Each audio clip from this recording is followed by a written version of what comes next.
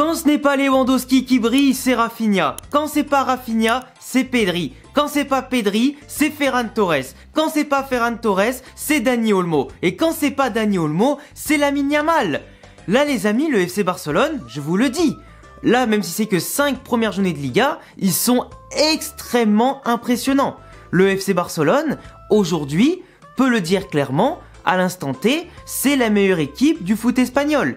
Je parle bien sûr en termes de jeu, en termes de tactique, de cohérence offensive et défensive, et surtout dans l'utilisation de son effectif.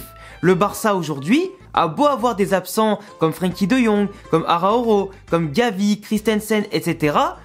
Les absences du côté du Barça sont largement compensées par des joueurs qui surperforment et une tactique en place qui est ultra efficace et décisive. On a un FC Barcelone qui vient de remporter son match 4-1 sur la pelouse de Gérone, l'occasion bien sûr de se venger des 2 claques aller-retour qu'ils avaient mangé l'an dernier en Liga contre en tout cas une belle surprise de la saison, même si le Barça avait fini par finir en tout cas la Liga devant Gérone qui s'était un peu écroulé sur la fin, mais globalement le Barça aujourd'hui montre qu'ils sont quasiment intouchables. Je vais pas dire imbattables, mais en tout cas pour l'instant, sous Hansi Flick, ils sont intraitables. T'as l'impression de revoir un peu le Bayern de Flick version Barça, avec bien sûr les jeunes du Barça, les joueurs d'expérience qui sont déjà présents, les joueurs d'expérience aussi qui viennent apporter quelque chose en tout cas, et qui viennent surtout un petit peu modeler cette folie qui les entoure via les petits jeunes, comme Lamine Yamal, comme Koubarsi, comme Casado, comme Pedri et tout, qui explosent à tout va. Et franchement, en tant que supporter du Real, je me régale en ce moment devant les matchs du Barça. Ils ont commencé la saison avec 3 fois un 2-1 en plus contre de belles équipes, le Rayo, Valencia, Bilbao, le temps de se mettre je pense en rodage, le temps de finir un petit peu certaines préparations au niveau physique et tout ça, d'incorporer certains joueurs à la tactique d'Hansi Flick, mais depuis le 7-0 contre Valladolid, là ça y est, là tu mets 4-1 sur la pelouse de Gérone, qui certes a perdu beaucoup de joueurs, entre les Alex Garcia, les Yann Couto, entre Dovbyk, entre je sais plus que c'est qui est parti déjà, bien sûr Savio, etc. Donc une équipe qui est destinée, Gérone, à faire une bien moins bonne saison que l'an dernier, avec certes des remplaçants qui sont venus comme Danjuma, comme Brian Ril, comme aussi Abel Ruiz, etc. Mais c'est pas suffisant, c'est pas le même standing de joueurs, c'est pas la même qualité, c'est pas la même expérience, et forcément aujourd'hui ça paye pas. Et on l'a vu, Gérone a eu quelques incursions, quelques ballons à jouer, même à 0-0, puis même à 1-0 et 2-0. C'est pas allé au bout des occasions, ça manquait toujours d'un petit quelque chose, d'un petit ballon en tout cas bien dans les pieds, ça manquait de tempo dans les occasions. Et ils ont pas réussi à au moins soit ouvrir le score, soit réduire le score avant la mi-temps. Parce que ce match-là, globalement, a été maîtrisé de bout en bout par le Barça, qui a fait, comme d'habitude, un bloc haut qui n'avait pas peur de jouer la possession, qui à la moindre perte de balle, le bloc coulissait à merveille. En plus, ça joue parfaitement le hors-jeu, ça bloque parfaitement toutes les lignes de passe de Gérone, ça les pousse à jouer long, et en plus, ça a la réactivité simplement de faire bouger le bloc pour que soit Ter Stegen intervienne, soit Koundé intervienne, soit Koubarsi, etc. Vous avez compris. Donc globalement, la ligne défensive du Barça n'avait jamais peur des incursions de Gérone. Alors qu'à l'inverse, Gérone, à 1-0, 2-0, était à l'agonie, à sans cesse dans leur dos, sans cesse dans leurs espaces, entre les lignes, ça passait tout le temps. Le Barça aurait pu gagner ce match au moins 6, 7 ou 8-1, tu vois. Tellement c'était aberrant. Et tellement après Ferran, Rafinha, Lamine et tout ont été trop gourmands sur les occasions. Mais vraiment, quand tu vois les buts du Barça, entre Lamine Yamal qui sur un beau mouvement se retrouve tout seul dans la surface, en plus une balle repoussée, ils sont tellement bien en place, ils asphyxient tellement l'adversaire. Lamine Yamal qui la reprend, ça rentre au fond. Et d'ailleurs Lamine Yamal, 17 ans, déjà ultra décisif en Liga dans un FC Barcelone, et aujourd'hui je le considère pas comme un jeune joueur en devenir, mais c'est déjà pour moi Lamine Yamal, dans l'intelligence, les déplacements, les dribbles, le côté décisif, c'est déjà un top player. Il fait partie clairement du top 5 voire top 10 des joueurs européens ou mondial en termes d'attaquants. C'est un truc de fou, et à 17 ans, il est très loin de son prime, et franchement, même en tant que supporter du Real, je lui souhaite d'être le plus loin possible des blessures, parce que nous, les grands joueurs, on veut les voir sur le terrain, pas à l'infirmerie. Peu importe dans quelle équipe ils jouent, on veut les voir sur le terrain.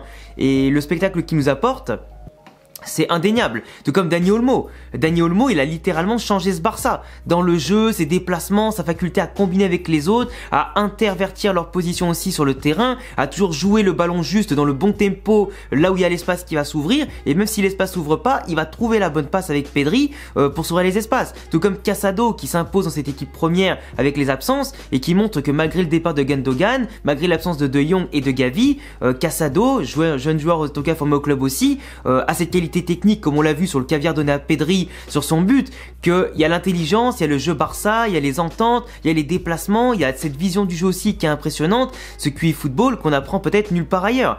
Et franchement, pour le coup, Dani Olmo qui t'envoie une patatas bravas des familles, comme j'aime bien dire, en lucarne posé sur une magnifique course d'un attaquant de pointe, et le mec il s'est pas posé de questions, angle presque fermé, il trouve la lucarne opposée, c'est gigantesque. Et quand tu vois des joueurs comme ça qui ont ce talent, ce niveau, cette gestion du ballon et même cette gestion sans ballon qui va t'amener des occasions sorties un peu de nulle part et qui sur un long ballon, une passe un peu à l'aveugle, va t'amener un geste décisif qui à l'entrée de la deuxième mi-temps met le 3-0, le match était plié.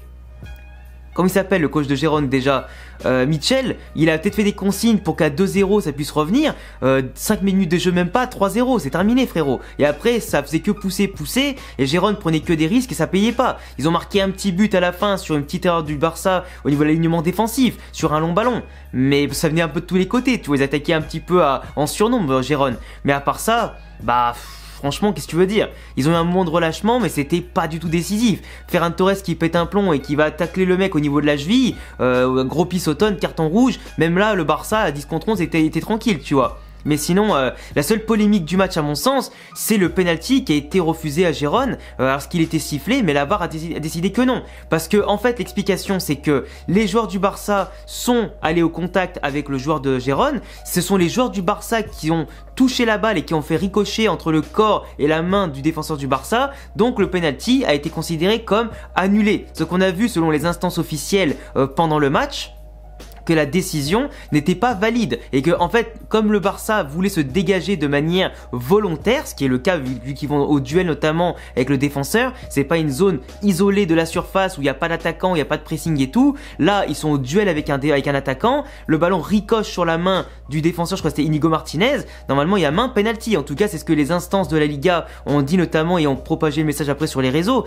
mais globalement le Barça s'en sort plutôt bien. Après honnêtement je vous le dis, hein, même si ça peut relancer le match à 2 avant la mi-temps, le Barça pour moi devait gagner ce match avec au moins 5-6 buts d'écart facile. Ils étaient trop au-dessus du lot. Gérone n'avait pas la créativité, n'avait pas la cohérence qu'avait le Barça. Et le Barça de cette année, par rapport à l'an dernier, quand en défense ils sont pris dans la vitesse, ils sont pris dans le dos, ils ne paniquent pas. Et surtout les attaquants ne finissent pas les occasions. Là où l'an dernier, le Barça, pour le peu de miettes qu'il pouvait laisser, les attaques adverses, à le marquer 1 ou 2 buts, là les équipes adverses ne marquent pas. Là le Barça a pris 3 buts en 5 matchs, il y en a marqué 17. C'est absolument exceptionnel. Et franchement, avec un tel ratio, c'est compliqué d'aller les chercher. Les attaquants sont en forme, les milieux sont en forme, ça se projette de tous les côtés, le bloc il est tellement haut que ça asphyxie l'adversaire, la qualité technique et les sorties de balles sont hyper propres, et même quand Lewandowski marque pas, t'as les autres genoux à côté qui marquent des buts.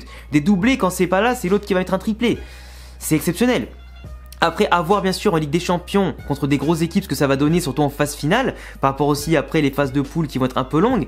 Mais vraiment ce Barça là est plaisant et cohérent. Et quand je vois le Real Madrid, tu vois, que j'ai pas pu voir hier parce que pour ceux qui savent pas, j'étais en Norvège pendant 10 jours et je suis rentré juste avant le match de Barça-Gérone, donc j'ai pu le mater en même temps que je défaisais ma valise et tout. Mais c'est vrai que le Real hier, j'ai vu que la deuxième mi-temps.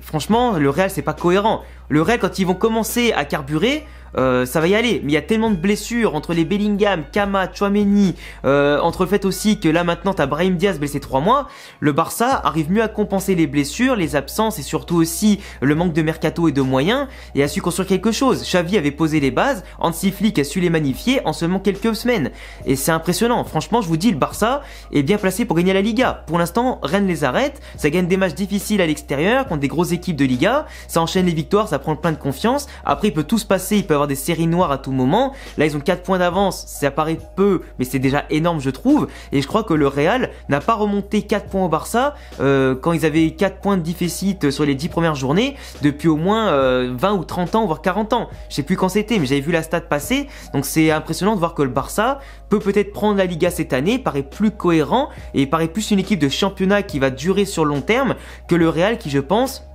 va carburer dans les phases finales de compétition à élimination et peut-être pas sur la Liga où déjà ils auront peut-être accumulé trop de retard. Donc à voir comment ça va se passer. 4 points avec le Classico qui va arriver fin octobre. Là le Real va affronter l'Atlético Madrid d'ici 2 semaines. Donc à voir aussi comment ça va se passer si au Classico le Real aura 4 points de retard, aura un peu moins ou un peu plus. Ça peut déjà être très déterminant.